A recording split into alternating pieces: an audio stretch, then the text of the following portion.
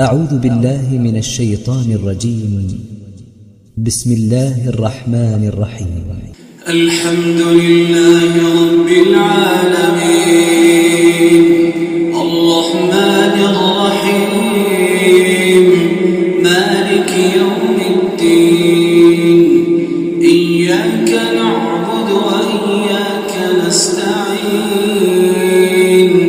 اهدنا الصراط المستقيم صراط الذين أنعمت عليهم غير المغضوب عليهم ولا الضالين.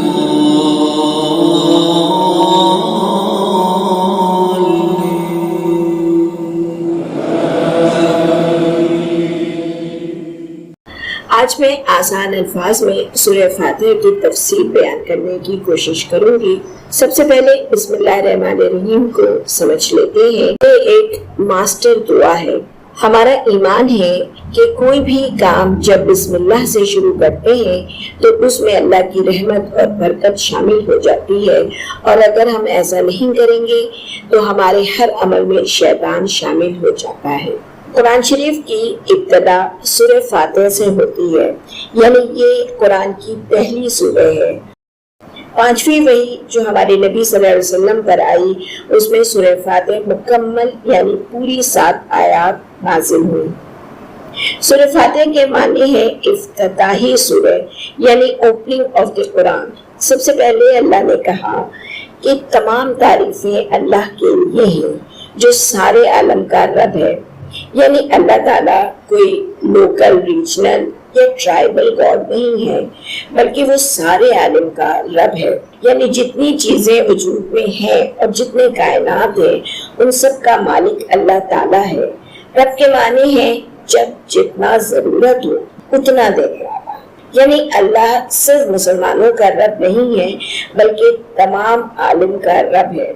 رحمان اور رحیم یہ دونوں اللہ کے نام اور صفات یعنی اسپیشلٹیز ہیں۔ رحمان گریٹر ڈگری اور رحیم کنڈیشنل ڈگری۔ اس کو یوں سمجھ لیں کہ جب بارش ہوتی ہے تو وہ اس علاقے کے سب لوگوں پر یعنی کافر، مسلمان، مشرک ہر ایک پر برستی ہے اور سب اس کا فائدہ اٹھاتے ہیں۔ یہ ہے انکنڈیشنل رحم۔ لیکن قیامت کے دن اللہ تعالیٰ صرف مومنوں پر رحم کریں گے، یہ کنڈیشنل رحم ہے۔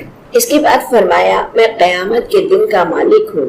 صحیح بخاری کی ایک روایت کے مطابق اس دن اللہ آواز دیں گے کہ کہاں ہیں وہ لوگ جو دنیا میں ظلم و زیادتی کرتے رہے، شرک کرتے رہے، آج صرف میں بادشاہ ہوں اور جو کچھ تم دنیا میں کر کے آئے ہو اس کے مطابق فیصلہ کروں گا۔ اس سورہ میں یہاں تک اللہ تعالیٰ نے اپنے بارے میں بتایا اور اس کے بعد کی آیات میں اپنے بندوں کو سکھایا کہ وہ کہیں یا اللہ ہم تیری ہی عبادت کرتے ہیں اور تجھ سے ہی مدد مانگتے ہیں۔ یعنی جب یہ یقین ہو گیا اور اقرار کر لیا کہ اللہ ہی سپر پاور ہے پھر اس سے مانگنے کا طریقہ کیسا ہونا چاہیے سکھایا۔ تو فرمایا کہ کہو یا اللہ ہم کو سیدھے راستے پر چلا۔ اب یہاں پر سوال یہ پیدا ہوتا ہے کہ یہ کیسے پتا چلے گا کہ سیدھا راستہ کیا ہے، کیونکہ ہر شخص یہ سمجھتا ہے کہ وہ جو کر رہا ہے وہ بالکل صحیح کر رہا ہے۔ جو ظالم ہوتے ہیں ان کے پاس بھی جسٹیفیکیشن ہوتی ہے، جو مشرک ہوتے ہیں، جو چور ہوتے ہیں، جو جھوٹے ہوتے ہیں، ان سب کے پاس اپنے کاموں کی وجوہات ہوتی ہیں، لیکن یہ سب کام درست تو نہیں ہے۔ اب سوال یہ پیدا ہوتا ہے کہ کیسے پتا چلے گا کہ جو کام ہم کر رہے ہیں وہ اللہ کا پسندیدہ ہے کہ نہیں۔ اس کی رہنمائی کے لیے اللہ نے قرآن نازل فرمایا اور فرمایا کہ اسے پڑھو، سمجھو اور اس پر عمل کرو، کیونکہ قرآن ہر زمانے کے لیے رہتی دنیا تک کے لیے رہنمائی ہے۔ یہ best and greatest guide book ہے۔ جس طرح ہم جب کسی جگہ جانا چاہتے ہیں تو نقشہ میپ دیکھتے ہیں، اور آج کل تو گوگل کے تھرو ہم اپنی ڈیسٹینیشن پر آسانی سے پہنچ جاتے ہیں، اسی طرح اگر جنت میں جانا چاہتے ہیں تو قرآن کو سمجھ کر پڑھیں اور اس پر عمل کریں۔ یہ سورہ اصل میں ایک دعا ہے اور میں سمجھتی ہوں کہ اگر ہم اس سورے کو سمجھ گئے تو پورے قرآن کو سمجھ گئے۔ ہم اگر دن بھر میں صرف فرض نماز بھی پڑھیں تو 17 ٹائمز 17 دفعہ یہ سورے پڑھیں گے اور اللہ سے سیدھے راستے پہ چلنے کی سچے دل سے دعا مانگیں گے تو انشاءاللہ ہم پر ضرور کرم ہوگا اور دونوں دنیا کے انعام و اکرام سے نوازے جائیں گے۔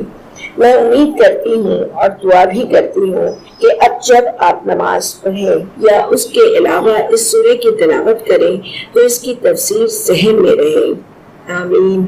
اس سورے کی تفسیر میں اگر مجھ سے کوئی بھول چوک ہو گئی ہے تو اللہ مجھے معاف کرے اور آپ سے گزارش ہے کہ مجھے کمنٹ باکس میں ضرور بتائیں۔ اس کے علاوہ آپ سب سے دعا کی درخواست ہے کہ یہ جو سلسلہ میں نے شروع کیا ہے اللہ اس میں میری رہنمائی فرمائے اور آسانی پیدا کرے۔